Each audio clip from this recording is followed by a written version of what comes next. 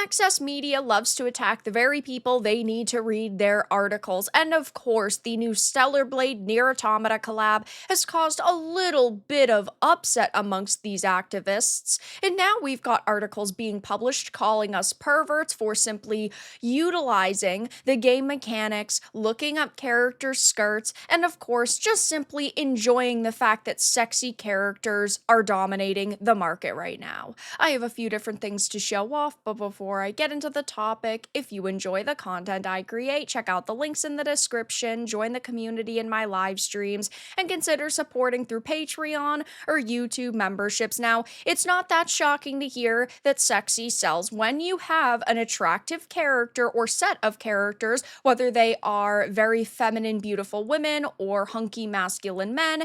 Games tend to have a lot of resources at their disposal for marketing, and marketing a game with these types of characters does in fact work. Look at games like The First Descendant and how successful that is, and how it blew up on social media because of the attractive characters. Look at Stellar Blade, for example. These are all games that have fantastic boss fights and mechanics and worlds. It's not just that they have attractive looking characters, but those designs definitely help, especially in a time when you are looking at the, Western market and you're seeing Concord designs, you're seeing Flintlock, the Siege of Dawns, you're seeing the Unknown Nine Awakenings, when for all intents and purposes, these titles had very attractive lead characters that they just absolutely fumbled. Like Anya Carlotta is a beautiful woman, but they completely butchered her face when they put her into Unknown Nine Awakening. Same goes with Star Wars Outlaws. But now that this collab has gotten so much attention and so many gamers are talking about it and ultimately praising it, we have articles like this being released. So let's start off with this Fandom Wire article. It says Stellar Blade's Nier Automata DLC has found a solution for the perverts who want to look up Eve's skirt. It says the DLC for Stellar Blade has released and people are loving it, except maybe this one thing though. Fans are loving the thematic tie-ins and the new gameplay features, as well as a cheeky Easter egg aimed at curbing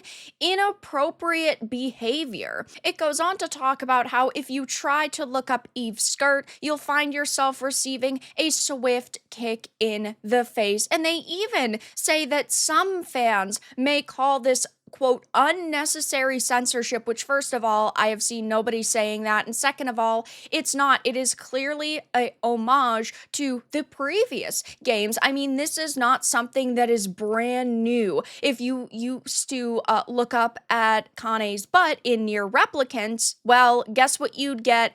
A swift kick in the face, and she would belittle you verbally a bit. She is definitely a character who does not want anybody looking up her skirt, but yep, as you can see, she will kick you. The same exact thing will happen in Nier Automata. It's the What Are You Doing trophy guide, and this is actually something that's happened in a lot of games, Nier aside. It was also popularized in Lollipop Chainsaw. While Juliet does not, kick you or anything, if you try to look up her skirt, she does get kind of shy and she tries to, hide her goodies. She tries to kind of cover herself up, and she will do that if you look at her from the front or from the back. So this is just something that happens in a lot of video games. I wouldn't say it's to curve the perverts. It's clearly just a small Easter egg that they've decided to add. But of course, the media is going to run with this angle that,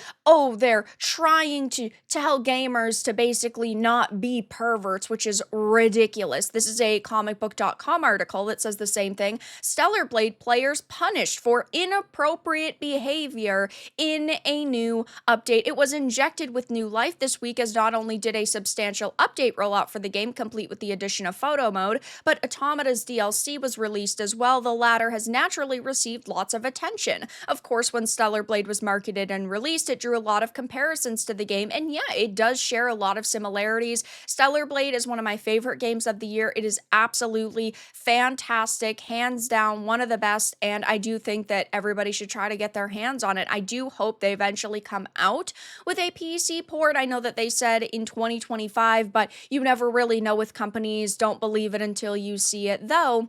They talk about how, yes, to this end, many players were surprised that the DLC, if you try and look up the skirt of Eve a little too much, the camera yanks you away and you are kicked for your troubles. Absolutely nobody was shocked by this because, again, this is a callback to the other games in the franchise that they're collaborating with, aka Nier. This isn't some shocking matter. It's not like they're trying to send a message to players to not be perverts. It is absolutely ridiculous that this is the angle that they're running with. And of course, gamers are praising this decision, talking about how they love this DLC, how they think it's a phenomenal addition. And I have to agree, I think it is great to see attractive female characters in all of their glory, with all of their jiggly bits, showing off a lot of skin. I think that this is great. As a woman myself, I am significantly feeling more empowered by a female character when she is beautiful and when she is feminine and when she is just ultimately sexy. The media doesn't want you to believe that, but that is the case. And to make things even worse for these people, we of course know now that there is a self-destruct outfit, so you can actually get rid of the skirt on the Nier outfit. There's self-destruct variants by using the welcome back pumps if you revive. The outfits change, which I do think is also a very cool little addition. They put a lot of work and effort into this new release, and I think that it's great. I wish that they'd come out with a full-blown DLC with new bosses, new story content. That would be phenomenal, and maybe one day they will, or at least a Stellar Blade 2. But gamers are praising the decisions that they've made, and it just goes to show that Korean developers are dominating. I've talked about this a lot on the channel recently, but they are doing phenomenal things. Yes, of course, again, sexy character designs are great. They're definitely eye-catching and they're good marketing material. But that aside, they are going above and beyond. I know for the past decade, I've absolutely loved Black Desert Online. I think it is a great MMO. I think that it has fantastic action combat. I love the world building. I love the crafting system. Overall, it's really solid. The only problem I've ever had with it is that it's monetized really poorly. And this is an issue with a lot of Korean games. The monetization is usually pretty predatory in these live service games. I want them to do better. I hope that they will do better. But when you have a title that's just a buy entry like Stellar Blade, you don't have to worry about all of that. Yes, this Nier DLC with the costumes is $10, but I do think that that is relatively fair given in a lot of MMOs, even Blizzard games, outfits are $15 to $20. I think that this is more than fair because you do get a few variants, and it just seems that they are trying their very best with this title, and I want them to succeed. I think that they have a lot going for them, and I hope that we get more Eve in the future, but we are seeing a lot of Korean games absolutely dominate right now, and it's no shocker to understand why when in the West you are getting awful titles like Concord, Flintlock, The Siege of Dawn, Dustborns, you have to look at other markets, and Japanese developers have done a lot of great work over the years, though they have definitely bent the knee to ESG funding. They are worried about Western sensibilities, and they are implementing a lot of DEI initiatives at the corporate level, which is